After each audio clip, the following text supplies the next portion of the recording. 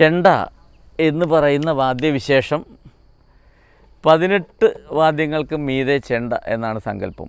ചെണ്ടയ്ക്ക് മീതെ മറ്റ് വാദ്യങ്ങളില്ല. അതിൻ്റെ കാരണം ചെണ്ടയുടെ ശബ്ദം ഏറ്റവും വലിയ ശബ്ദമാണ്. ഈ വലിയ ശബ്ദത്തെ ഒരുപാട് ഫ്ലെക്സിബിളായിട്ട് വിനിയോഗിക്കാൻ കഴിയുമെന്നുള്ളതാണ് ചെണ്ടയുടെ മാത്രം പ്രത്യേകതയാണ്. ചെണ്ടയേക്കാൾ വലിയ ശബ്ദമുള്ള പറ, നാസിക് ഡോൾ തുടങ്ങിയ കുറേ വാദ്യോപകരണങ്ങളുണ്ട്. പക്ഷേ അതിനൊന്നും ശാസ്ത്രീയമായിട്ട് എന്തെങ്കിലും അവകാശപ്പെടാൻ പറ്റില്ല. ചെണ്ടയ്ക്ക് മാത്രമാണ് ശാസ്ത്രീയത അവകാശപ്പെടാൻ പറ്റുന്ന ഏറ്റവും വലിയൊരു വാദ്യവിശേഷമാണ് ചെണ്ട. പിന്നെ ഈ ചെണ്ടയ്ക്ക് പൊതുവേ അറിയപ്പെടുന്ന ഒരു അസുരവാദ്യം എന്നുള്ളൊരു ആസുരത കൽപ്പിക്കപ്പെട്ടതിൻ്റെ ഒരു പ്രധാന കാരണം എന്തിനും ഏതിനും ചെണ്ട എന്നൊരു കാഴ്ചപ്പാടുണ്ട്. അതിൻ്റെ പ്രധാന കാരണം 100% ഫോക്ക് ഐറ്റംസ് ആയിട്ടും 100% ശാസ്ത്രീയമായിട്ടും ഉപയോഗിക്കപ്പെടുന്നൊരു വാദ്യവിശേഷമാണ് ചെണ്ട. ഉദാഹരണമായിട്ട് സാധാരണ നാടൻ പരിപാടികൾക്കൊക്കെ ഉപയോഗിക്കുന്ന ചെണ്ടയുടെ ശബ്ദം ഏതാണ്ട് ഈ ശബ്ദത്തിലായിരിക്കും.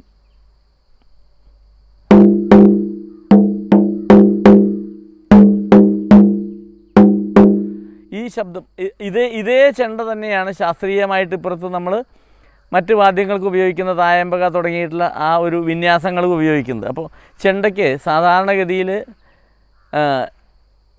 100% ഫോക്ക് ഐറ്റംസ് ആയിട്ട് ഉപയോഗിക്കുന്നതാണെങ്കിൽ പോലും ചെണ്ടയുടെ ഭാഗങ്ങൾക്കൊന്നും വ്യത്യാസമില്ല. കാരണം ഒരു എടന്തല, ഒരു വലന്തല, അത് ചെണ്ട കുറ്റിയിൽ കോർത്ത് വലിച്ച് മൂപ്പിച്ച് ആ കുറ്റിയുടെ ആ ഒരു നമുക്ക് ഉദ്ദേശിക്കുന്ന ശബ്ദം ഏത് തരത്തിൽ കിട്ടണോ ആ തരത്തിൽ പിന്നെ കണക്കിൽ ഉപയോഗിക്കപ്പെട്ടുള്ളൊരു വസ്തുവാണ് ചെണ്ടക്കുറ്റി. മിക്കവാറും പ്ലാവ്, കുമിഴ്, അല്ലെങ്കിൽ വലിയ കണിക്കൊന്നുണ്ട്. അപ്പോൾ അതൊക്കെ പിന്നെ ഇതേപോലെ ഇത് ചെയ്തിട്ടാണ് ചെണ്ടക്കുറ്റി നിർമ്മിക്കുന്നത്.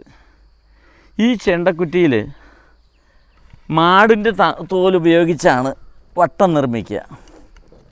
കൊട്ടാൻ ഉപയോഗിക്കുന്ന പ്രധാന ഭാഗം എടന്തല എന്ന് പറയുന്ന ഒറ്റത്തോല് കൊണ്ടാണ് എടന്തല. അത് ചെണ്ട നിർമ്മിക്കുന്നതിന് ചെണ്ട മാടുക എന്നാണ് പറയുക. ചെണ്ട മാട്ടം, അതായത് വലിച്ച് ഇങ്ങനെ ഈ കുതിർത്തി പനയുടെ വളയലാണിത്.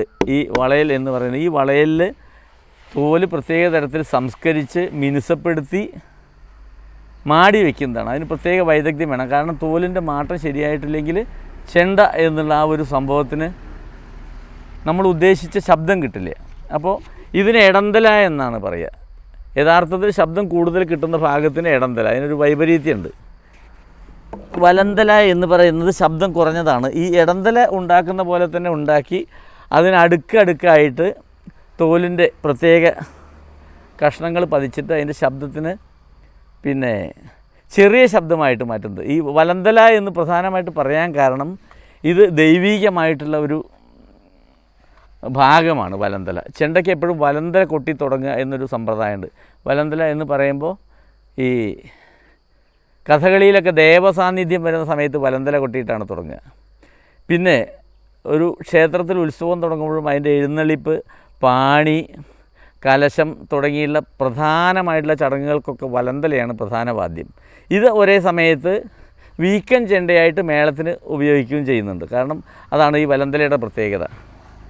അപ്പോൾ ഈ വലന്തലയ്ക്കും എടന്തലയ്ക്കും ചെണ്ടയുടെ കുറ്റിക്കുമൊക്കെ അതിൻ്റെ വിനിയോഗത്തിനനുസരിച്ചുള്ള ചെറിയ ചെറിയ വ്യത്യാസങ്ങളും അതിൻ്റെ വൈജാത്യങ്ങളുമുണ്ട്. അത് നമ്മൾ അനുഭവത്തിൽ കൂടി പറഞ്ഞു തരേണ്ട കാര്യങ്ങളാണ്.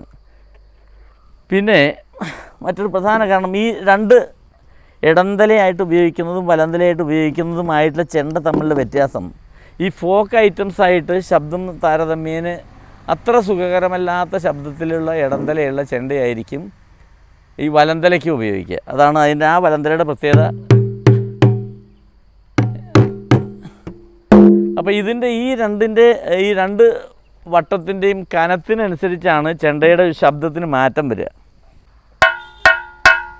ഇവിടെ ഈ ചെണ്ട എന്ന് പറയുന്നത് അതിൻ്റെ ഏറ്റവും ശാസ്ത്രീയത ഉൾക്കൊണ്ടിട്ട് വളരെ നല്ല ശബ്ദത്തോടു കൂടിയുള്ളൊരു ചെണ്ടയാണിത്. പിന്നെ ചെണ്ടയുടെ ഏറ്റവും പ്രധാനമായിട്ടുള്ള കലാപ്രകടനം എന്ന് പറയുന്നത് തായമ്പകയാണ്.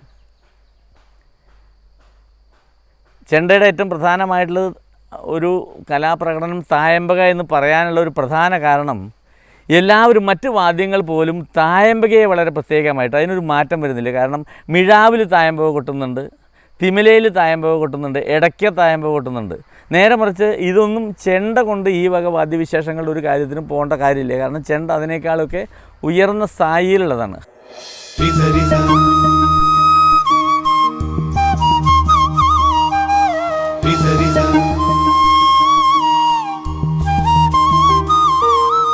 Risa, risa.